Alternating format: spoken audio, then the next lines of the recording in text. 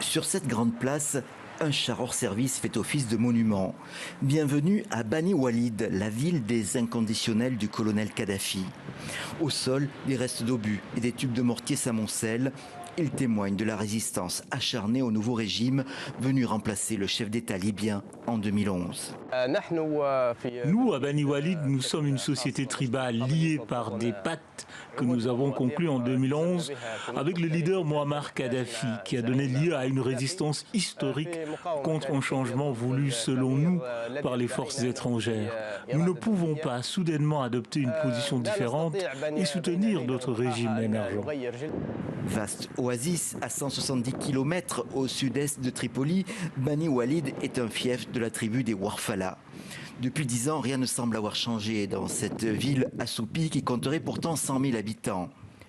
Sur les bâtiments, des traces de tirs, des destructions et un peu partout le drapeau vert de l'ex-Jamaïria arabe libyenne institué par Muammar Kadhafi et qui n'est plus celui de la Libye officielle. Nous nous accrochons au passé parce que le système Kadhafi nous garantissait la sécurité qui manque aujourd'hui cruellement à la Libye.